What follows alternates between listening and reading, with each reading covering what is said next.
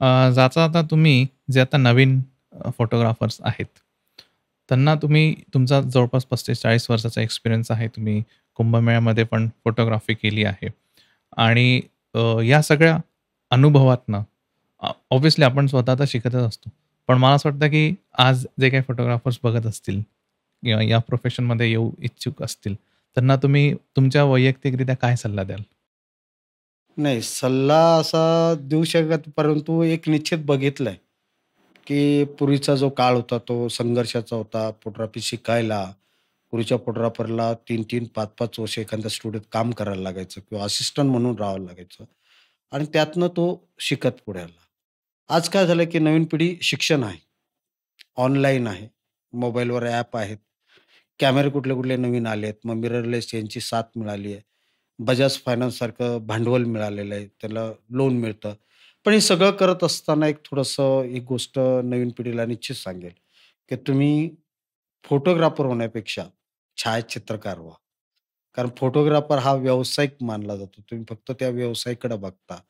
परंतु छायाचित्रकार म्हणजे तुम्हाला एक पदवी आहे, कलावंत म्हणून आहे. ते काम करताना खूप रिस्क पण आहे. कारण भारतातल्या एखाद्या छायाचित्रकाराला ज्यावेळेला कुठला पुरस्कार मिळतो, तर तो पुरस्कार म्हणजे सगळ्या छायाचित्रकारांचा अभिमान आहे आणि तो पुरस्कार सगळ्या छायाचित्रकारांचा आहे.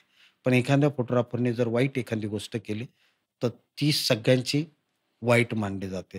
तर असा अनेक उपक्रम किंवा अनेक गोष्टी त्याला लागून आहेत आणि छायाचित्रकार आत्ताचा जो बघतोय मी, तर तो कॅमेऱ्याच्या पुढे फक्त पळतोय. कॅमेरे हे माध्यम आहे. ते एक कंपनी काढलेला जी गोष्ट आहे, ती प्रत्येकाकडे सारखी आहे.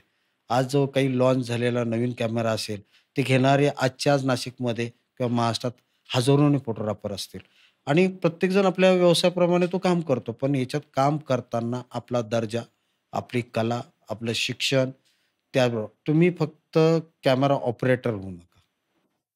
कारण हा शब्द आता माझ्या मित्रांना बऱ्याचशांना वाईट वाटेल. पण आज मी जे बघतोय तर बरेचसे ऑपरेटर आहेत. ते फोटोग्राफर म्हणून किंवा छायाचित्रकार म्हणून बनत नाही. तर त्यांना हा संदेश आहे, की ही खूप मोठी कला आहे. हे खूप मोठं नाव आहे. हे खूप मोठं क्षेत्र आहे. याच्यावर अनेक छायाचित्रकारांनी आपली उपजीविका केली. आपलं नाव कमवलं.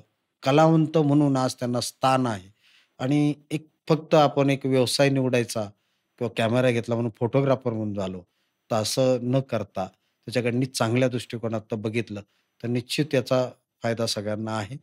तुम्ही करा, शिक्षण घ्या, थोडीशी जोड त्याच्याबरोबर ठेवा आणि एक कलावंत म्हणून छायाचित्रकार हे नाव पुढे न्या. असाच मी एक संदेश देईन.